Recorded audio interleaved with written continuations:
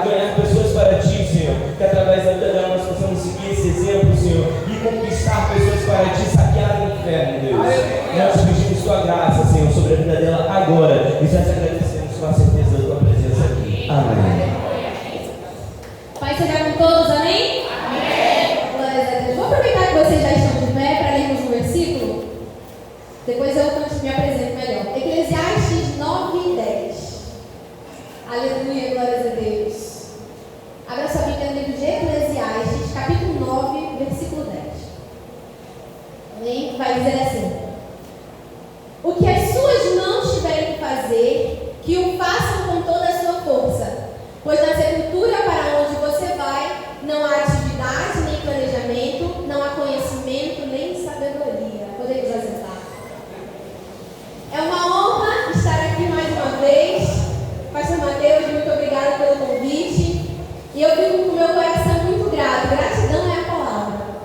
De estar de volta ao Brasil, de volta ao Rio de Janeiro, de volta em Coelho da Rocha. Que bênção estar com vocês, meus irmãos. A igreja é linda, meus parabéns pela reforma. A última vez que eu vim ainda estavam reformando, né, pastor? Agora o altar está lindo, meu Deus. Estou aqui com a minha mãe, Miriam, meu irmão Mateus, minha cunhada Flávia, minha sobrinha Manuela, minha família que veio me acompanhar. E eu primeiro gostaria de falar para vocês a roupinha que eu estou vestindo. É de uma das nações que nós estivemos evangelizando. É a roupinha típica das moças, das jovens lá em Suriname, das jovens hinduístas. Então, todas as jovens que são indianas, elas têm uma roupinha dessa. E eu estou aqui representando a nação por onde passei, por onde quero compartilhar um pouco dessa trajetória com vocês essa manhã. Amém? Eu amei a apresentação das irmãs, pastor, do louvor de missões. Tinha que apresentar lá em Meriti também. Ficou muito bonito. Glórias a Deus por tudo. Bom, eu quero falar com vocês sobre uma chama missionária. Quantos aqui sentem o coração arder por missões? Amém? Bom, fazer missões é uma incumbência de todos nós que somos cristãos. Amém? Todos entendem? Da última vez que eu vim aqui, eu falei justamente sobre essa responsabilidade. E eu falei sobre o início de uma chama missionária. Eu falei sobre o despertar de um coração missionário. Mas hoje eu quero falar com vocês sobre não deixar essa chama morrer. Eu vim aqui já faz quase um ano. E nesse um ano eu gostaria de fazer uma pergunta e você não precisa me responder, apenas reflita. Desse um ano que passou, eu lembro que quando acabou o culto, pastor, muitas pessoas vieram me abordar falando: meu coração também arde por isso. Que maravilha, eu também quero ir. Meu irmão, passaram-se mais de 9 meses, uns 10 meses. E como está essa chama hoje? Será que ela continua viva? O que foi feito nesse ano? Será que essa chama morreu? Olha, eu escuto muitas pessoas falarem assim: Deus, me dá aquela chama do primeiro amor. Aquela chama de quando a gente aceita Jesus. E as pessoas falam assim para mim: poxa, Marcelo, quando eu aceitei Jesus eu fazia, eu tinha aquela paixão, aquele fogo. Mas meu irmão, se a chama do primeiro amor é só quando aceitamos Jesus, eu te convido a aceitar Jesus todo dia, mas não deixar a chama morrer. Glória a Deus. Se a chama do primeiro amor só aparece no coração da pessoa quando ela aceita Jesus, que nós possamos aceitar a Jesus a cada segundo. Não importa o termo, se é aceitar, se é aceitar o convite, aceitar a Jesus, se é aceito por Ele, cada um usa um termo diferente. Fato é que aquele primeiro amor, de quando pisamos o nosso pé na igreja e entendemos o que é a salvação, deve ser uma chama contínua em nossos corações, amém? E essa chama não pode se apagar. Não pode se apagar. Aqui eu li com vocês em Eclesiastes, que vai dizer que o que as suas mãos tiverem que fazer, que o façam com toda a força. E por que temos que fazer com toda a força? Porque o Deus que me chamou e o Deus que te chamou nos deu uma incumbência. Não foi um pedido, foi uma ordem bíblica. Ide por todo o mundo. E essa mesma ordem bíblica é dada a mim e a você ainda nos dias de hoje. Aleluia. Eu estava compartilhando com a minha família em Equemeriti sobre qual é a maior dificuldade de evangelizar em Suriname. É fora da nossa nação, são outros idiomas, mas a maior dificuldade não são os idiomas. A maior dificuldade para mim não foi a alimentação, que é completamente diferente.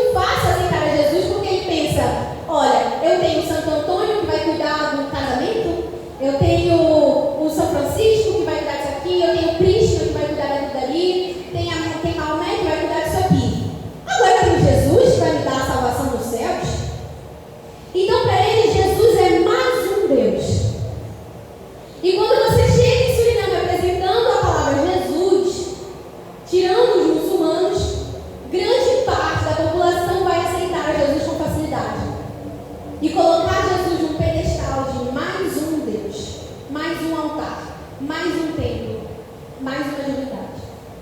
O empecilho é fazer com que eles acreditem e que eles entendam que Jesus não é mais um, ele é o único Deus verdadeiro. Amém? E sobre isso eu quero te contar um testemunho. Existe uma família lá em Suriname, de uma aldeia chamada Aldeia Maru, que foi uma aldeia que foi uma das aldeias que a gente mais esteve ali afinco fazendo um trabalho missionário com crianças. E nós estávamos sob a supervisão do pastor Jadson e a pastora Laila, são pastores responsáveis pela Tabrão lá a nível nacional em Suriname. Eles são como o nosso pastor Mário aqui no Brasil. E esses pastores, eles chegaram em Suriname há 5 anos atrás e buscando ao Senhor por onde eles começariam a trabalhar. E essa aldeia estava passando por um período de fome muito grande. E o ancião da aldeia, o ancião que é aquele que cuida, que é aquele que tem a sabedoria, ele adorava muitos deuses. E ele falou, certo dia ele estava conversando, isso ele contando o testemunho, ele estava conversando com todas essas divindades e ele falou assim: olha, a minha aldeia está passando fome, nós temos mais de centenas de deuses e nenhum de vocês foi capaz de trazer o alimento aqui. Se existe um de vocês, pelo menos, que seja de verdade, que o alimento chegue aqui amanhã. E aquele senhor falou com todas aquelas divindades que ele já conhecia. E aquelas divindades estavam com os ouvidos tapados e não podiam ouvir.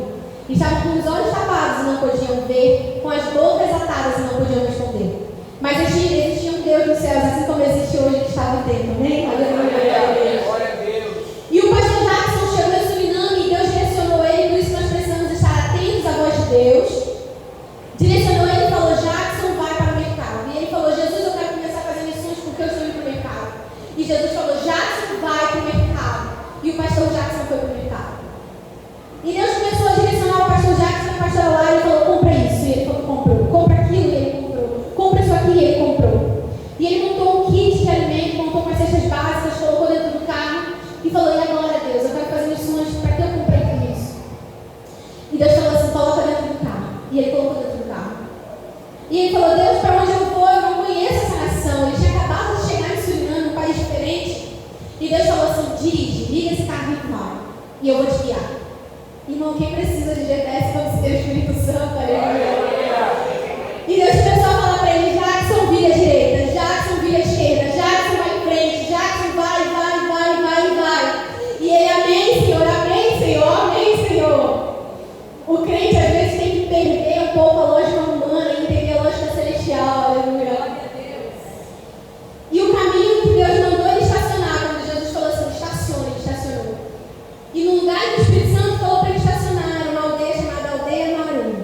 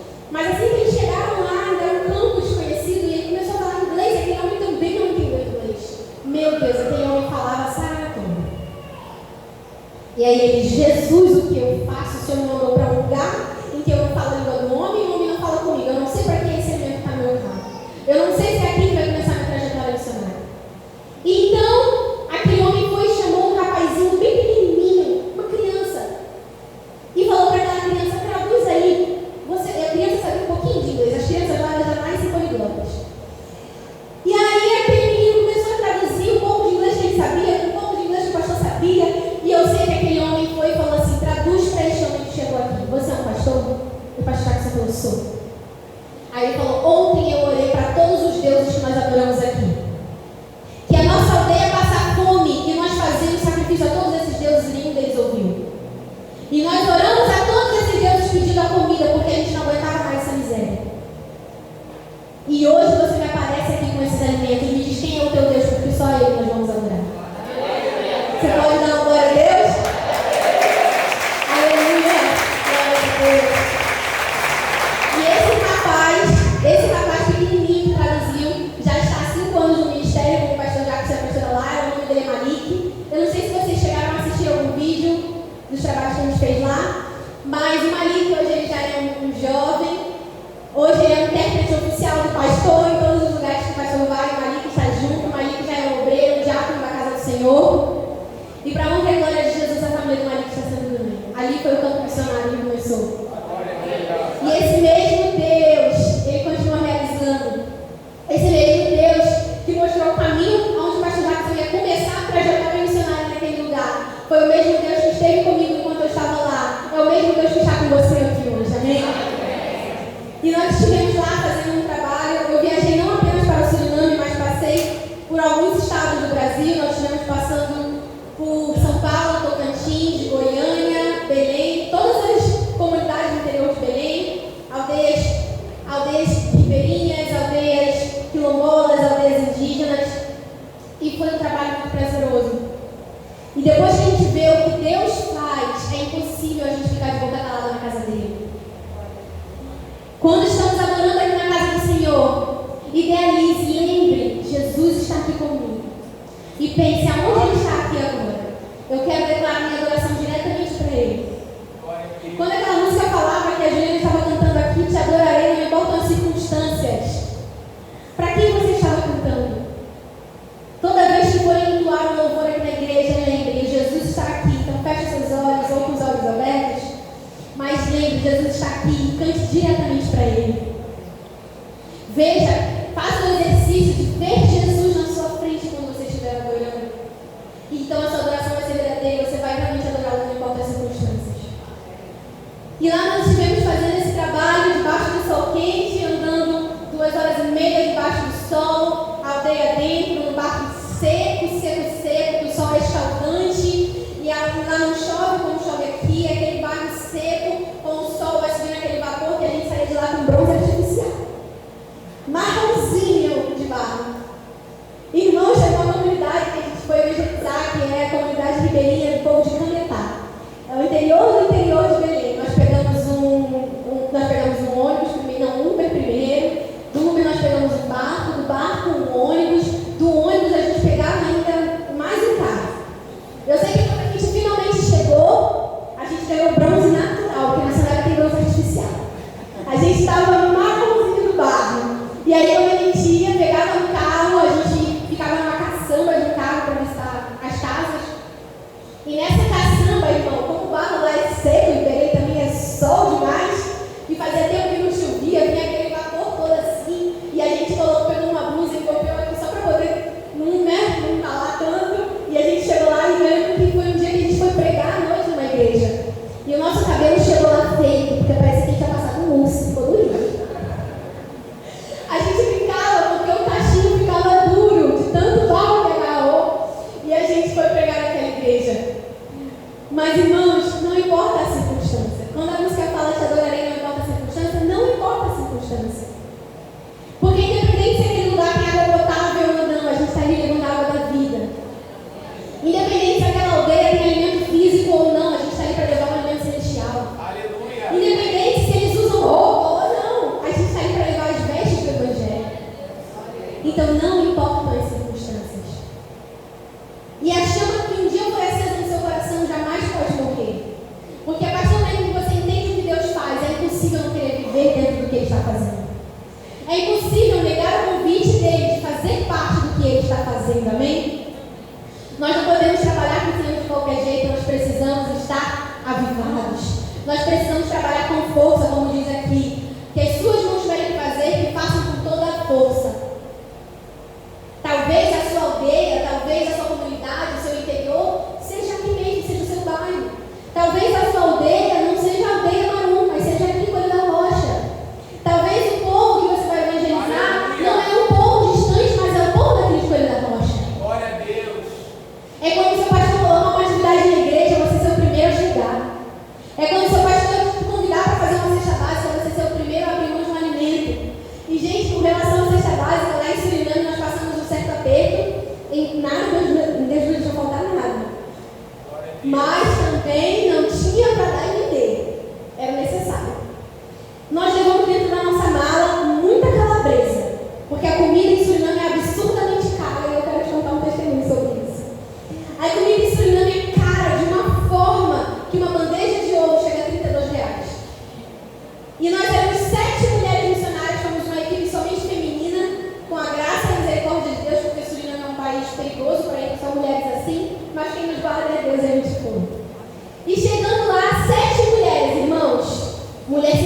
sente? Eu não sei você, principalmente na TPM. Os homens não ouçam isso não. Mas principalmente na TPM, não é? Agora imagina 7 mulheres. A fome que dava. E a gente caminhando debaixo do sol quente, a gente fazendo um trabalho missionário, a gente pegando peso, porque, irmãos, nós, quando tem um homem na equipe, a gente pede um favorzinho, né? Segura essa mala aqui pra mim, por favor, levanta essa mochilinha, né? A gente pede aquela delicadeza feminina, pro rapaz ajudar a gente a carregar o peso. Mas 7 mulheres, com mala e um para outro país, é cada um por si, Deus por todos. E a gente segurava aquela mala pesada e a gente fazia o nosso trabalho, então a gente ficava com fome.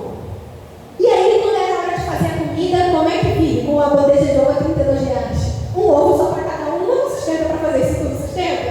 Para passar o dia inteiro. E aí nós começamos a ver a glória de Deus. Nós tivemos a ideia de levar a calabresa dentro da mala. Louvado seja Deus, a nossa mala passou, aleluia. E quando a gente estava no aeroporto para poder passar pela imigração, a mulher começou a abrir nossas malas e a gente, em espírito de oração, Senhor, nossa calabresa, aleluia, Senhor, nossa calabresa. Não deixa ela pegar a calabresa, porque a calabresa aqui é barata, lá fora é muito caro. Se o ovo é caro, imagina a calabresa. E a gente em oração, e a gente tinha acabado de fazer um trabalho de evangelismo no aeroporto, porque quando nós chegamos lá, os policiais da Polícia Federal, eles nos pediram oração, nós tivemos que cantar com eles, nós oramos por eles em inglês, nós tivemos ali um trabalho evangelístico dentro do aeroporto. E aí, logo depois do trabalho evangelístico do aeroporto, eu ajudei algumas brasileiras que estavam lá, que não falavam o idioma deles, estavam passando perrengue. Aí eu falei, trabalho lindo, Jesus, mas agora nossa calabresa, porque ainda tem a imigração. E aí a mulher começou a abrir as malas e ela viu os livros, porque nós estávamos levando material evangelístico. Então eram muitos livros, muitos panfletos evangelísticos da Quadrangular, em espanhol, todos em espanhol, porque a Quadrangular tem materiais muito bons em espanhol. E como é um dos idiomas lá, a gente levou esses materiais.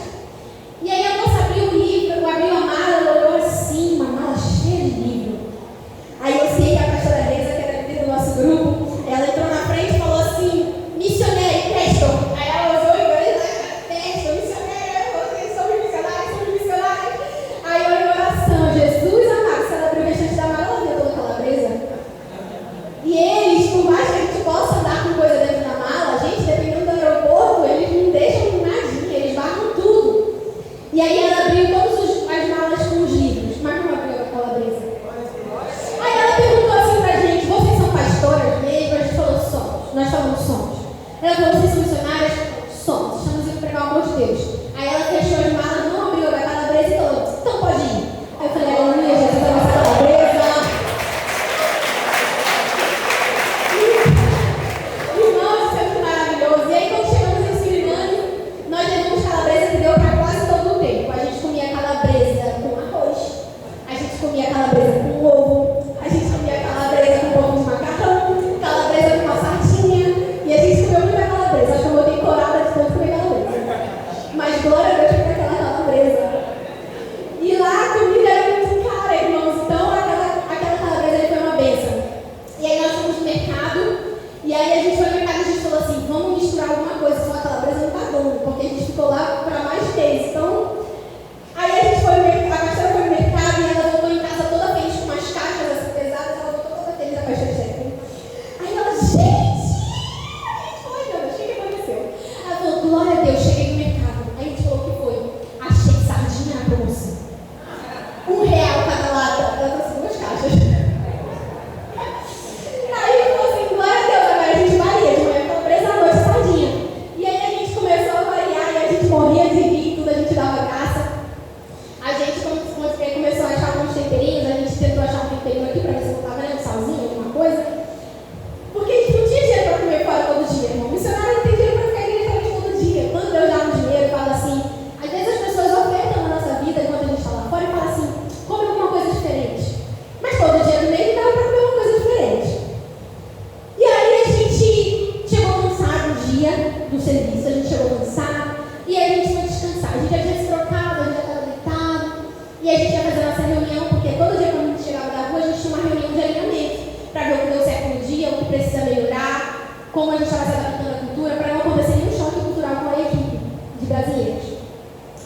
E a gente estava pronto para começar a nossa reunião. Daqui a pouco a gente chegou só no portão.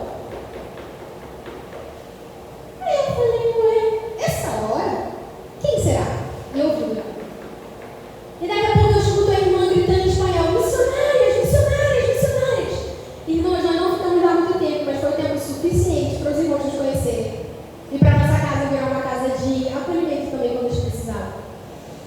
E tarde da noite entrou uma moça que nós já conhecíamos da igreja hispana lá. E essa moça entrou e falou assim: eu preciso de comida. Estou há 3 dias sem comer nada. O último ovo eu dei para o meu filho. A gente precisa de comida, pelo amor de Deus. E ela chorava lágrimas. Aí a gente falou assim: agora a gente entendeu. A sardinha na promoção não era pra gente. E ela falou assim: pelo amor de Deus, algum alimento. E aí, no pouco que a gente tinha, multiplicou. A gente pegou as latas de sardinha, pegou um biscoito que a gente tinha, pegou algumas coisas, pegou um pouco de água. A água lá é comprada, a água da bica não é potável assim para estar ingerindo. E nós pegamos o que a gente tinha, a gente fez uma cesta básica do básico para ela. Porque o que a gente estava comendo era o básico, era o essencial, mas era o básico, e a gente fez uma cesta básica da básica. E nós entregamos para aquela moça. E aquilo dali realizou o nosso coração. Porque nós pensamos assim: nós estamos aqui passando um pouco de aperto, um tempo aqui. Mas e quem mora aqui? Nós entregamos a cesta básica para aquela mulher e o pastor se comprometeu a ajudá-la. Ela se apresentou, ela conhece o pastor e apresentou a situação ao pastor. E os pastores lá estão fazendo um acompanhamento com essa mulher. Lá ensinando os pastores, eles têm que ser pastores em tempo integral. Não dá para ser um pastor que não seja em tempo integral. Porque eles têm que ajudar as pessoas a conseguirem trabalho. Ajudar a gente, lá eles recebem muito imigrante. Já estou falando a gente, quase voltando para lá. A gente recebe muito imigrante lá. Então, o tempo todo chegando gente de fora que ainda não tem serviço, que está passando fome, que ainda não tem a casa. E nós vimos muitas histórias assim serem transformadas para a glória de Deus. E o que eu quero te dizer é que no meio do pouco Deus tirou para abençoar uma família. Então, não importa como você esteja, se você ainda tem pouco, Deus pode te usar no seu pouco. Não importa se você sabe ou não o idioma, Deus pode te usar nesse idioma. Se você que está aqui hoje tem um chamado para ir para fora do Brasil, se você sente o seu coração arder, não é impossível. Você está de frente de uma pessoa que foi. Eu não tinha todo o dinheiro para pagar a viagem inteira para Suriname, para pagar as viagens para São Paulo, para pagar as viagens para Belém, mas Deus fez. Porque o meu Deus é o Deus da prata. Eu trabalhava antes de ir para lá de carteira assinada. Mas mesmo com o pouco dinheirinho que eu tinha juntado, não era suficiente para pagar nenhum tempo que eu precisava do tempo. E Deus proveu. Assim como Deus proveu sobre as famílias de Suriname, Deus proveu sobre a minha vida. E Deus tem feito grandes coisas. Grandes coisas. Então que a chama do teu coração não morra, mas que ela permaneça viva. Ano que vem, a obra do CTMQ já deve terminar aqui no Rio de Janeiro. O CTMQ é o Centro de Treinamento de Missionários da Quadrangular. E é por essa escola que eu fiz meu curso de missões urbanas e transculturais. Então foi um curso que te leva para fora do Brasil, para outras nações. E vai abrir esse mesmo centro aqui no Rio de Janeiro. Você tem noção disso? Você vai fazer o Senhor? Pela misericórdia do Senhor, antes de eu continuar viajando, eu vou passar um tempo aqui na minha Jerusalém, trabalhando nesse centro missionário, preparando outros jovens que também irão. Então, se o seu coração arde com missões, fique falando com o seu pastor. Teremos 3 cursos, o ETEC, que é um curso de evangelismo, que dura 4 meses, e é um curso maravilhoso. Você visita as comunidades dentro do Brasil mesmo, mas você visita as comunidades do seu estado, você aprende dicas de evangelismo, forma de abordagem, forma de apresentação, comportamento, o que falar no evangelismo, como se portar, a quem evangelizar, como evangelizar. É um curso que dura 4 meses e pode transformar a sua vida. Não o curso, mas o que Deus pode fazer com você através dele. Temos o curso do Livre em Teologia, que é o primeiro ano do ITQ junto com Missiologia. Então você sai de lá formado em pastor missionário aqui do Brasil. Você já pode pegar sua credencial, você já pode pastorear uma igreja, e você não faz somente ITQ, mas você faz o ITQ junto com Missiologia. Então você sai de lá com uma bagagem missionária muito bacana, dura 9 meses. E tem o MUD, que é o que eu fiz, que é Missões Urbanas e Transculturais. E é um curso que te prepara para... Você já é pastor para ir para esse curso, porque para fazer o MUD você precisa ter no mínimo 1 ano de teologia. E aí você pode fazer o curso de teologia antes e depois fazer ele. Aí faz como? E aí você é preparado para ser um pastor em outra nação. Então você vê idiomas, você vê comportamento, você vê choque cultural, você vê adaptação cultural, você vê contextualização missionária, comunicação missionária. Você vê todo um aparato que te ajuda e te prepara para estar em outra nação e não se escandalizar com nada. Escute bem, nada. Porque a gente não pode se escolarizar com nada, porque é muita coisa que a gente vê. E a gente é preparado para isso. E todos os cursos são de forma internato, você mora dentro da base, porque você se alimenta lá, você dorme lá, porque as aulas são integrais. Você tem aula de manhã, de tarde e de noite. Só para quando termina. O curso só parou para mim, para eu descansar. Agora que eu terminei o curso, cheguei aqui no Rio em segunda-feira. Mas já estou no trabalho novamente. Então o curso é integral, é por isso que a gente mora dentro da base missionária.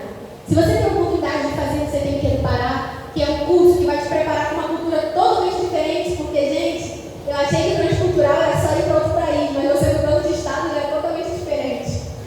Eu voltei de lá com um sotaque, agora que eu estou voltando no sotaque carioca, acho que eu já voltei 100%, né? Mas eu voltei de lá com o sotaque de lá, a comida de lá é diferente, o linguajar é diferente, o clima, a cultura, o comportamento, tudo é diferente. Então já é um preparo missionário bacana. Se não, faça aqui no Rio de Janeiro mesmo conosco, que será uma bênção para o seu ministério, amém? Porque nós que temos chamado, nós precisamos correr atrás, irmão.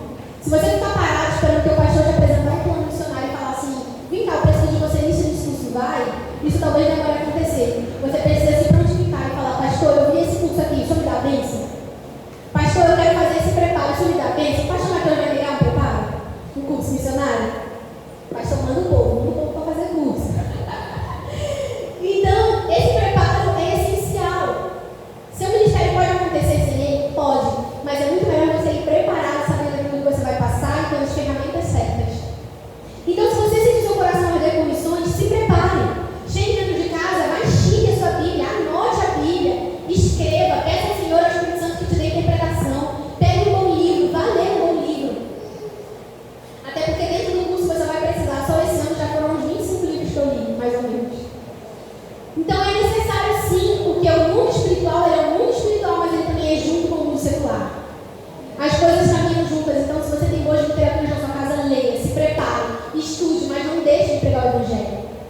Marcelo, mas a minha dificuldade é a gagueira. Irmãos, eu vi pessoas sendo curadas de gagueira lá.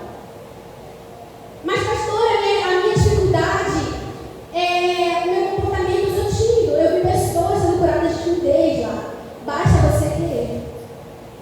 Porque eu quero ler com você agora em Mateus 9:36, que vai dizer assim, olha. Mateus 9:36.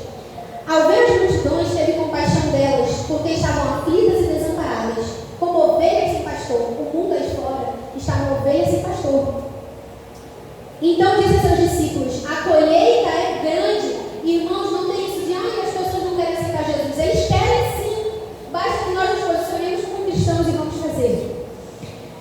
Eles, olha só, a colheita é grande, mas os trabalhadores são poucos. Peçam, pois, ao Senhor da colheita que envie trabalhadores para a sua colheita. Irmãos, peçam ao Senhor que envie trabalhadores. E seja você um desses trabalhadores. Amém? Assim como Deus realizou grandes feitos lá, Deus pode realizar aqui. Mas a obra da igreja não acabou. Vou esperar a obra acabar para começar a ir. Sabe? Lá nós temos algumas igrejas já estabelecidas em Suriname. E enquanto uma das igrejas ainda estava em construção, a igreja ainda não tinha cadeira, a igreja ainda não estava pintada, a igreja ainda não tinha microfone. E já havia um trabalho evangelístico sendo feito nas aldeias indígenas, nas aldeias africanas por lá. E aquele povo perguntou para o pastor titular da igreja, pastor, por que a gente ainda não tem um templo? As outras religiões têm templos enormes, por que a gente ainda não tem um templo? E aí o pastor falou assim, meu filho, porque a igreja ainda não tem banco, a igreja ainda não tem cultura, a igreja não tem microfone. Aí ele falou, pastor, nós queremos adorar a esse Deus. Não queremos adorar o banco, nem a cultura, nem o microfone, então nos dê o tempo. Só nos dê um espaço e a gente vai adorar. E lá em Suriname o mundo começou assim, sem microfone, sem banco, sem cultura, somente um espaço. Somente que estavam reunidos, porque uns 2 ou 3 estão reunidos no nome do Senhor e ele se faz presente. Hoje é uma igreja linda lá. É uma igreja que paga, mas não começou assim. Então não espere a obra da sua igreja acabar. Não espere o seu emprego melhorar. Não espere a sua família se converter. Comece com o que você tem. Uma vez eu ouvi uma frase que eu lembro para mim. Tudo aquilo que você precisa tudo aquilo que você precisa para fazer missões já está nas suas mãos. Basta você fazer. Tudo aquilo que você precisa já está com você. Tudo. Porque aquilo que você ainda não tem, Deus te capacita no caminho quando você começa a fazer. Se você espera ter tudo para ir,